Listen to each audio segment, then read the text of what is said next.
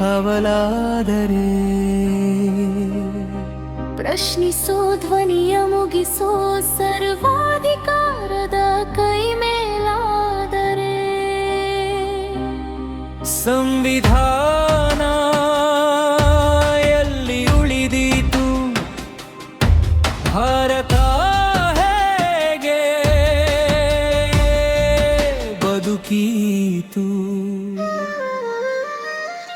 Hello ನಮಸ್ಕಾರ. ಭಾರತ ದೇಶಕ್ಕೆ mid night shock, Bharat ದೇಶಕ್ಕೆ ಮಧ್ಯರಾತ್ರಿಯ ಶಾಕ್. ಭಾರತ ದೇಶದ ಹೆಮ್ಮೆಯ ಪ್ರಧಾನಿ ನರೇಂದ್ರ ಮೋದಿ ಅವರ midnight story. Breaking news, no barking news, only breaking news related Jantar Mantar. ಶುರುವಾದ ಸಂಘರ್ಷ ಇಡೀ ದೇಶ ವ್ಯಾಪ್ತಿಗೂ ಹರಡಿದ ವಿದ್ಯಾರ್ಥಿ ಚಳವಳಿಯ ಕಾವು, ಪ್ರತಿಭಟನೆಯ ಕಾವು ಸಿಕ್ಕಾಪಟ್ಟೆ ಗಂಭೀರ ಪರಿಸ್ಥಿತಿಗೆ ಹೋಗ್ತಾ ಇದೆ. 12 ವರ್ಷಗಳ ಇತಿಹಾಸದಲ್ಲಿ, ನರೇಂದ್ರ ಮೋದಿ ಅವರ ಆಡಳಿತದ 12 ವರ್ಷಗಳ ಇತಿಹಾಸದಲ್ಲಿ ಕಂಡು ಕೇಳರಿಯದ ರೀತಿಯಲ್ಲಿ ನಡೆಯುತ್ತಿರುವಂತಹ ಪ್ರತಿಭಟನೆ. ರೈತರು ಕೂಡ ಇದೇ ರೀತಿಯಾಗಿ ದೊಡ್ಡ ಪ್ರಮಾಣದಲ್ಲಿ ಹೋರಾಟವನ್ನು ಮಾಡಿದ್ರು. ಇದು ಖಲಿಸ್ತಾನಿ ಮೂವ್ಮೆಂಟು, ಇವರು ಟೆರರಿಸ್ಟ್ಗಳು ಅಂತೇಳಿ ಅವ್ರನ್ನ ಹತ್ತಿಕ್ಕುವುದರಲ್ಲಿ ಯಶಸ್ವಿ. ತೀರಾ ಕುಸ್ತಿಪಟುಗಳು ನಮ್ಮ ಲೈಂಗಿಕ ದೌರ್ಜನ್ಯ ಆಯಿತು ಅಂಥೇಳಿ ಭಾರತ ದೇಶದ ಮುಕ್ಕುಟಕ್ಕೆ ಚಿನ್ನದ ಪದಕಗಳನ್ನ ತಂದು ಹಾಕುತ್ತಿದ್ದವರು, ಹೆಣ್ಣು ಮಕ್ಕಳು ಪ್ರೊಟೆಸ್ಟ್ ಮಾಡ್ತಾ ಇದ್ದಾಗ ಅವ್ರ ಪರವಾಗಿ ಮಾತನಾಡದೆ ನಿಲ್ಲದೆ ಅವರನ್ನೇ ದೇಶದ್ರೋಹಿಗಳು, ದೇಶ ವಿರೋಧಿಗಳು ಅಂತ ಕರೆದಂತ ವ್ಯವಸ್ಥೆ. ಈ ಅವಸ್ಥೆಗಳ ಮಧ್ಯೆ ನೆಟ್ಟಿಗೆ ಪರೀಕ್ಷೆ ನಡೆಸ್ರಪ್ಪ, ಈ ಅಕ್ರಮಗಳನ್ನ ತಡೀರಪ್ಪ, ಯೋಗ್ಯತೆ ಇಲ್ಲದಂತಹ union minister of education Dharmendra Pradhan ಕಿತ್ತು ಬಿಸಾಕ್ರಪ್ಪ, CBSE ಮೌಲ್ಯಮಾಪನದಲ್ಲಿ ಅಕ್ರಮ ಆಗಿದೆ ಏನ್ರಪ್ಪ ತೊಲಗ್ರಪ್ಪ, ಈ ಸಣ್ಣ ಪುಟ್ಟ ಬೇಡಿಕೆಗಳನ್ನ ಇಟ್ಟು ಮನವಿ ಮಾಡಿದ್ರೆ ಕಾಕ್ರೋಚ್ ಜನತಾ ಪಾರ್ಟಿ ಮೂವ್ಮೆಂಟ್ ಅನ್ನುವಂಥ ಒಂದು ವಿದ್ಯಾರ್ಥಿಗಳ ಚಳವಳಿಯ ಒಂದು ಮೂವ್ಮೆಂಟ್ ಶುರುವಾದಾಗ ಅವರನ್ನೂ ಕೂಡ ದೇಶದ್ರೋಹಿಗಳು, China funding, Pakistan funding, Afghanistan funding, ಅವನ ಅಪ್ಪನ ಮನೆ ಫಂಡಿಂಗ್, ಇವನ ಅಪ್ಪನ ಮನೆ ಫಂಡಿಂಗ್, ಅಂಧ ಭಕ್ತ ಅಮರ್ ರಹೇ. ಅರ್ಥ ಆಯ್ತಾ ನಿಮಗೆ? ಹೀಗೆಲ್ಲ ನಡೀತಿದ್ರು ಕೂಡ ತುಟಿ ಪಿಕ್ ಎನ್ನದಂಥ ಚೌಕಿದಾರ್ ನರೇಂದ್ರ ಮೋದಿ ಅವರು ಯಾವಾಗ ಈ ವಿದ್ಯಾರ್ಥಿ ಚಳವಳಿಯನ್ನ ಹತ್ತಿಕ್ಕೋದಕ್ಕೆ ಪೊಲೀಸರನ್ನ ಬಿಟ್ಟು ಅವರ ಮೇಲೆ ಮಾರಣಾಂತಿಕವಾಗಿ ಹಲ್ಲೆ ನಡೆಸಿ, ರಕ್ತ ಹರಿಸಿ, ಕೈಕಾಲು ಮುರಿದು, ಒಬ್ಬ ವಿದ್ಯಾರ್ಥಿ ಹೇಳ್ತಾರೆ, ಈ ಬೆರಳನ್ನ ಮುರಿದಿದ್ದಾರೆ ಪೊಲೀಸರು, ಇದೇ ಬೆರಳಲ್ಲಿ ನಾನು ಕಮಲಕ್ಕೆ ಓಟ್ ಹಾಕಿದ್ದು, ಕಮಲಕ್ಕೆ ಓಟ್ ಒತ್ತಿದ್ದು, ನರೇಂದ್ರ ಮೋದಿ ಅವರು ಓಟ್ ಹಾಕಿದ್ದು, ಅದೇ ಬೆರಳನ್ನ ಪೊಲೀಸರು ಮುರಿದು ಹಾಕಿದ್ದಾರೆ, ಅದೇ ಬೆರಳನ್ನ ನರೇಂದ್ರ ಮೋದಿ ಸರ್ಕಾರ ಅರ್ಥಾತ್ ನರೇಂದ್ರ ಮೋದಿ ಅವರು ಮುರಿದು ಹಾಕಿಸಿದ್ದಾರೆ. ये जो उंगली दिख रही है, ये वाली, इससे मैंने कमल का बटन दबाया था, कमल का बटन दबाया था और इसी उंगली को तोड़ा है मार के. ಹೇಗಿದೆ ನೋಡಿ, ಬಹಳ ದೊಡ್ಡ ಮಟ್ಟದ ಪ್ರತಿಭಟನೆ. ನೂರಾರು ವಿದ್ಯಾರ್ಥಿಗಳನ್ನ ಶರಂಪರ ಹೊಡೆದು, ಕೈಕಾಲು ಮುರಿದು, ರಕ್ತವನ್ನ ಹರಿಸಿ, ನೆಟ್ಟಿಗೆ ಪರೀಕ್ಷೆ ನಡೆಸ್ರಪ್ಪ ಅಂತ ಕೇಳಿದಷ್ಟೇ ಹೊಡೆದ, ಹೊಡಿ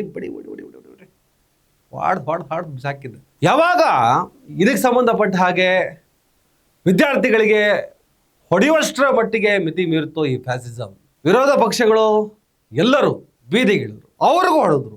ಆಗ ಗೊತ್ತಾಯ್ತು, ಇನ್ನು ಮಿಡ್ ನೈಟ್ ಆದರೂ ಬಂದು ವಿಡಿಯೋ ಮಾಡದೇ ಇದ್ದರೆ, ಏನಾದರೂ ಹೇಳದೇ ಇದ್ದರೆ ಸಮಸ್ಯೆ ಆಗ್ತದೆ ಅಂತ. ಆದರೆ ಉದ್ದಕ್ಕೂ ನಮ್ಮ ಪೊಲೀಸರು ವಿದ್ಯಾರ್ಥಿಗಳನ್ನ ಹೊಡೆದ್ಬಿಟ್ರಪ್ಪ, ನಮ್ಮ ಮಕ್ಕಳಿಗೆ ಹೊಡೆದ್ಬಿಟ್ರಪ್ಪ, ಭಾಳ ದುಃಖ ಆಗ್ತಿದೆ, ಭಾಳ ಸಂಕಟ ಆಗ್ತಿದೆ ಅಂತ ಹೇಳಿ ಟಿಪಿಕಲ್ ಸ್ಟೈಲಲ್ಲಿ ಒಂದೆರಡರಿ ಕಣ್ಣೀರನ್ನು ಹಾಕ್ತಾರ. ಬಯಾಲಜಿಕಲ್ ವ್ಯಕ್ತಿ ಅಂತ ನಾವು ಕಾದ್ವಿ. ಆದರೆ ಕ್ಯಾಬಿನೆಟ್ನಲ್ಲಿ ಒಂದು ಚರ್ಚೆ ಮಾಡ್ತೀವಿ, ಏನೇನೋ ಕಾರ್ಯಯೋಜನೆಯನ್ನು ತರ್ತೀವಿ, ಫಾಸ್ಟ್ ಟ್ರ್ಯಾಕ್ ಕೋರ್ಟ್ ಮೂಲಕ ಬೇಗ ಇಂಥ ಕೇಸ್ಗಳಲ್ಲಿ ಭಾಗಿಯಾದವರ ಮೇಲೆ ಕ್ರಮ ತೆಗೆದುಕೊಳ್ಳೋದಕ್ಕೆ ಆಗ್ರಹ ಮಾಡ್ತೀವಿ. ಇಷ್ಟೇ. ಏನೋ ಮಾತಾಡಿದ್ರು ಸುಮ್ಮನಿರಪ್ಪ ಮಾತಾಡಿದ್ರು. पेपर लीक घटना से अब तक पिछले 2.5 महीनों में अनेक विध कदम उठाए गए, गुनहगारों को पकड़ा गया है, वे जेल में पड़े हैं. सरकार ने अभी पूरी शक्ति का उपयोग करके कम से कम समय में 22 लाख जितने विद्यार्थियों के एग्जाम हो जाए. मैंने आज फास्ट ट्रैक कोर्ट के लिए विभागों को निर्देश दिए थे. Midnight story, midnight shock ಮುಗಿದೋಗಿದೆ. ಇವತ್ತು ಕ್ಯಾಬಿನೆಟಲ್ಲಿ ದೊಡ್ಡ ಮಟ್ಟದ ಚರ್ಚೆ ಆಗಿದೆ, ಆಗ್ತದೆ, ಆಗ್ಬೋದು. ವಿಪಕ್ಷಗಳು ಒಂದಿಷ್ಟು ತರಾಟೆ ತಗೊಳ್ತವೆ, ಒಂದ್ ಕಡೆ ಗೋಧಿ ಮೀಡಿಯಾ ಗೋ ಬ್ಯಾಕ್, ಮಾನ ಮರ್ಯಾದೆಯಿಲ್ಲದ ಗೋಧಿ ಮೀಡಿಯಾಗಳು ಅದೇ ರೀತಿಯ ಬಾರ್ಕಿಂಗ್ ನ್ಯೂಸ್ ಅನ್ನ ಮಾಡ್ತಾ ಇದ್ದಾರೆ. ಒಂದಿಷ್ಟು ಗೋಧಿ ಪತ್ರಕರ್ತರು ರಿಯಲೈಸ್ ಆಗಿದೆ, ಯಾಕಂದ್ರೆ ಅವ್ರ ಮಕ್ಕಳಿಗೂ ಕೂಡ ಏಟು ಬಿತ್ತೇನೋ, ಇಲ್ಲ ಅವ್ರ ಮಕ್ಕಳ ಭವಿಷ್ಯಕ್ಕೆ ಕೂಡ ಏನಾದರೂ ಎಡವಟ್ಟಾಯ್ತೇನೋ. ಸಿಕ್ಕಾಪಟ್ಟೆ ಕೋಮುವಾದಿ ಪತ್ರಕರ್ತರು ಕೂಡ ಮೋದಿ ಅವರೇ ಸರಿ ಇಲ್ಲ ಇದು ಅಂತ ಹೇಳ್ಬಿಟ್ಟು ಬಾರ್ಕಿಂಗ್ ನ್ಯೂಸನ್ನ ಕೊಡ್ತಾ ಇದ್ದಾರೆ. ಇನ್ನು ಗೋಧಿ ಮೀಡಿಯಾದವರು ಈ ಪ್ರತಿಭಟನೆಯ ಒಳ ಹೊಕ್ಕು ಅಲ್ಲೆಲ್ಲ ಉಗ್ರರನ್ನ ದೇಶದ್ರೋಹಿಗಳನ್ನ ಶೋಧಿಸಕ್ಕಂತ ಹೊರಟ್ರಲ್ಲ, ಶರಂಪರ ಹೊಡೆದಿದ್ದಾರೆ. ಮುಖಾಮುಖಿ ನೋಡದೆ ಚಚ್ ಬಿಸಾಕಿದ್ದಾರೆ. ವಿದ್ಯಾರ್ಥಿ ಚಳವಳಿಗಳು ರೈತರ ಚಳವಳಿ ಥರ ಅಲ್ಲ. ಜನಸಾಮಾನ್ಯರ ಚಳವಳಿಗೂ ಈ ವಿದ್ಯಾರ್ಥಿ ಚಳವಳಿಗೂ ಡಿಫ್ರೆನ್ಸ್ ಇದೆ. ವಿದ್ಯಾರ್ಥಿ ಚಳವಳಿ ಇಲ್ದಾಗೆಲ್ಲ ಕ್ರಾಂತಿಗಳಾಗಿದ್ದಾವೆ ಅಂತ ನಾವು ಹೇಳ್ತಾನೆ ಇದ್ವಿ. ಅಕ್ಕಪಕ್ಕದ ರಾಷ್ಟ್ರಗಳಲ್ಲೆಲ್ಲ ಆಗಿರೋದು ವಿದ್ಯಾರ್ಥಿ ಚಳವಳಿಗಳೇ. ನನ್ನ ದೇಶದಲ್ಲಿ ವಿದ್ಯಾರ್ಥಿ ಚಳವಳಿ ಶುರುವಾಯಿತು, ಅದು ಕ್ರಾಂತಿ ಆಗ್ತದೆ, ಇನ್ನೇನೋ ಡ್ಯಾಮೇಜ್ ಆಗ್ತದೆ, ಅದಕ್ಕೆ ನಾವು ಯಾವತ್ತೂ ಕೂಡ ಒತ್ತಾಯ ಮಾಡೋದಿಲ್ಲ. ಅದೆಲ್ಲ ಆಗಬಾರ್ದು. ಆದರೆ ಸರಿ ಹೋಗ್ಬೇಕಲ್ಲ. ಅಯೋಗ್ಯರು ಈ ದೇಶವನ್ನು ಆಳ್ತಿದ್ದಾರೆ, ಫ್ಯಾಸಿಸ್ಟರು ಈ ದೇಶವನ್ನು ಆಳ್ತಿದ್ದಾರೆ ಅನ್ನೋ ಒಂದು ಫೀಲ್ ಬಂದರೆ ಅವ್ರು ತೊಲಗಬೇಕಲ್ಲ. ಭಾರತ ದೇಶದ ಪರಂಪರೆ ಉಳಿಬೇಕಲ್ಲ. ವಿದ್ಯಾರ್ಥಿಗಳ ಗುಂಪಿಗೆ ಹೋಗ್ಬಿಟ್ಟು ಹೆಸರು ಕೇಳುವಂತಹ ಪ್ರವೃತ್ತಿ, ವಿದ್ಯಾರ್ಥಿಗಳ ಗುಂಪಲ್ಲೂ ಈ ಮುಸಲ್ಮಾನರನ್ನು ಹುಡುಕುವಂಥ ಪ್ರವೃತ್ತಿ, ಇದನ್ನು ಕೂಡ ಮಾಡಿದ್ರು ಕೆಲವರು. ಒಬ್ಬ ಹಿಂದೂ ಯುವಕನ ಹತ್ರ ಹೋಗಿ ಕೇಳ್ತಾರೆ, ಆ ವಿಡಿಯೋನು ನಾನು ಹಾಕ್ತೀನಿ ನೋಡಿ, ನಿನ್ನ ಹೆಸರೇನು ಅಂತ ಹೇಳ್ಬಿಟ್ಟು ಮೊಹಮ್ಮದ್ ದೀಪಕ್ ಅಂತ ಹೇಳ್ತಾನೆ. ನಿಮ್ಗೆ ಗೊತ್ತಿದೆ, ಒಬ್ಬ ಜಿಮ್ ಟ್ರೈನರ್ ಮೊಹಮ್ಮದ್ ದೀಪಕ್ ಸರಿಯಾಗಿ ಇಟ್ಟಿದ್ದ ಈ ಅಂಧ ಭಕ್ತರಿಗೆ ಕೆಲವು ವಿಚಾರದಲ್ಲಿ. मेरा नाम मोहम्मद दीपक।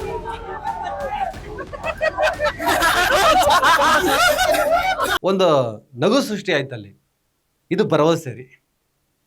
ಈ ಕೋಮುವಾದಿಗಳು, ಈ ಕೋಮು ಧ್ರುವೀಕರಣ ಈ ದೇಶವನ್ನ ಹಾಳು ಮಾಡ್ತದೆ, ಇಲ್ಲಿನ ಸಹಬಾಳ್ವೆಯನ್ನ ಮುಗ್ಸಾಕುತ್ತೆ, ಇಲ್ಲಿನ ಸಾಮರಸ್ಯವನ್ನ ಒಡೆದು ಹಾಕುತ್ತೆ, ನಾಶ ಮಾಡುತ್ತೆ ಈ ದೇಶದ ಪರಂಪರೆ ಅನ್ನುವಂಥ ಭಯದಲ್ಲಿ ನಾವು ಮಾತಾಡ್ತಾ ಇದ್ವಿ.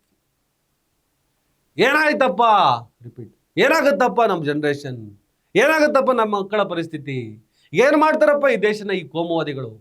ದಿನ ಬೆಳಗ್ಗೆ ಧರ್ಮಗಳ ಸಂಘರ್ಷವನ್ನೇ ಹೈಲೈಟ್ ಮಾಡಿಕೊಂಡು ದೇವರು ಮತ್ತು ಮಂದಿರ ಮಸೀದಿಗಳ ಹೆಸರಿನಲ್ಲಿ ರಾಜಕೀಯವನ್ನು ಮಾಡಿಕೊಂಡು ಅಭಿವೃದ್ಧಿಯನ್ನ ಬದಿಗಿಟ್ಟು ಮೂಲಭೂತ ಸೌಕರ್ಯಗಳನ್ನು ಒದಗಿಸದೆ ಈ ದೇಶವನ್ನು ನಾಶ ಮಾಡ್ತಿದಾರಲ್ಲ ಈ ವ್ಯವಸ್ಥೆ. ಪ್ರಶ್ನೆ ಮಾಡಿದವ್ರನ್ನ ದೇಶದ್ರೋಹಿ ಅಂತ ಕರೀತಾರೆ. ಪ್ರಶ್ನೆ ಮಾಡಿದವರನ್ನ ಕೇಸ್ ಮೇಲೆ ಕೇಸ್ ಹಾಕ್ಬಿಟ್ಟು ಬಲಿ ಹಾಕುವಂಥ ಪ್ರಯತ್ನಗಳನ್ನ ಮಾಡ್ತಾರೆ. ಇದು ಸರಿಯಲ್ಲ.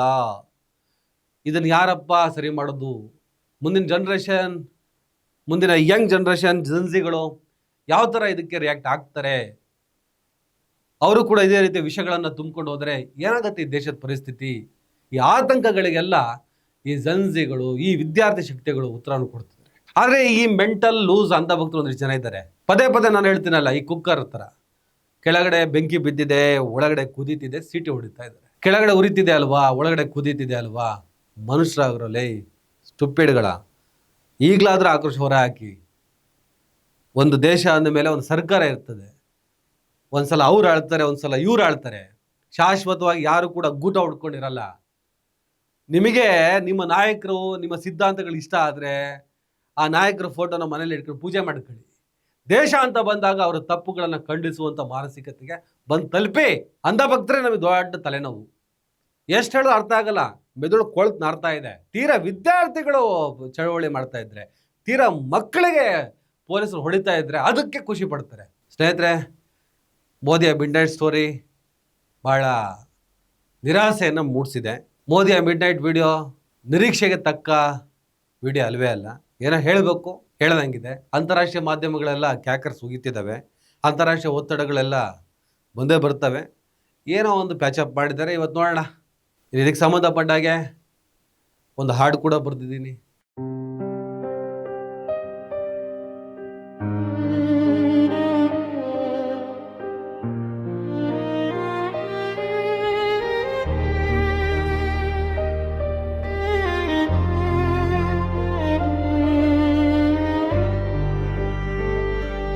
ಕಿವುಡಾದ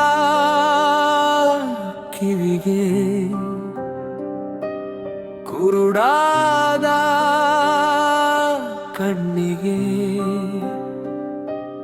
ಅತಿ ಕ್ರೂರ ಮನಸ್ಸಿಗೆ, ಈ ಮಕ್ಕಳ ಬೇಡಿಕೆ ಈಟಿಯಾಗಿ ಚುಚ್ಚಿತೆ ಲಾಥಿಯಾಗಿ ಮುಗಿಸಿತೆ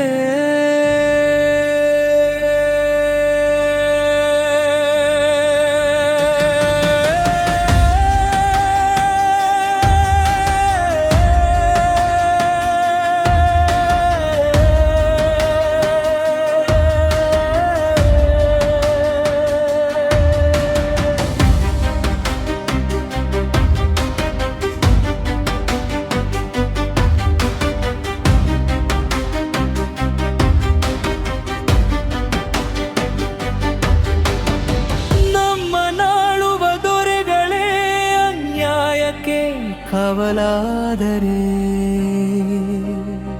ಪ್ರಶ್ನಿಸೋ ಧ್ವನಿಯ ಮುಗಿಸೋ ಸರ್ವಾಧಿಕಾರದ ಕೈ ಮೇಲಾದರೆ ಸಂವಿಧಾನ ಎಲ್ಲಿ ಉಳಿದೀತು ಭಾರತ ಹೇಗೆ ಬದುಕೀತು ದೇಶದ ಭವಿಷ್ಯವು ಮರುಗಿದೆ ದೇಶದ ಭವಿಷ್ಯವು ಸೊರಗಿದೆ ನ್ಯಾಯಕ್ಕಾಗಿ ಕೂಗಿದೆ ರಕ್ತ ಹರಿಸಿವ ಪ್ರಭುತ್ವವೇ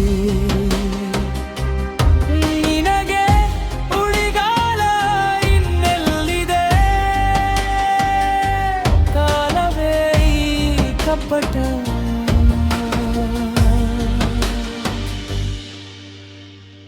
ಮುಗಿಸಲಿದೆ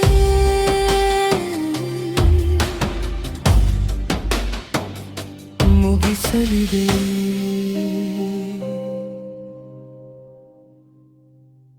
ನಿಮ್ಮ ಅಭಿಪ್ರಾಯ ತಿಳಿಸಿ. ಸಾಧ್ಯ ಆದರೆ ಡೌನ್ಲೋಡ್ ಮಾಡ್ಕೊಳ್ಳಿ. ಹಾಡನ್ನೇ ಎಲ್ಲ ಕಡೆ ಶೇರ್ ಮಾಡಿ. ಒಳ್ಳೆಯದಾಗಲಿ. ವಿದ್ಯಾರ್ಥಿಗಳಿಗೆ ಜಯವಾಗಲಿ. ಭಾರತ ದೇಶದ ಪರಂಪರೆಗೆ ಜಯವಾಗಲಿ. ಭಾರತ ದೇಶಕ್ಕೆ ಜಯವಾಗಲಿ. ಭಾರತ ದೇಶದಲ್ಲಿ ಸಾಮರಸ್ಯ ಸೌಹಾರ್ದತೆ ಉಳ್ಕೊಳ್ಳಿ. ಅಭಿವೃದ್ಧಿಯ ಉತ್ತುಂಗದ ಶಿಖರವನ್ನು ಭಾರತ ಹೋಗಿ ತಲುಪಲಿ. ವಿಶ್ವಗುರು, ನೈಜ ವಿಶ್ವಗುರು, ಟೊಳ್ಳೋ ಪೊಳ್ಳೋ ನಕಲಿ ವಿಶ್ವಗುರುಗಳ ಕಥೆಗಳನ್ನ ಬೇಡ, ನೈಜ ವಿಶ್ವಗುರು ಆಗಿ ಪ್ರಪಂಚದ 2ನೇ ಅತ್ಯಂತ ದೊಡ್ಡ ಜನಸಂಖ್ಯೆ ಇರುವಂಥ ದೇಶ ಉದ್ಧಾರ ಆಗಲಿ, ಬೆಳೆದು ನಿಲ್ಲಿ ಅಂತ ಹೇಳ್ತಾ ಈ ವಿಡಿಯೋನ ಮುಗಿಸ್ತೇನೆ. ನಮಸ್ಕಾರ.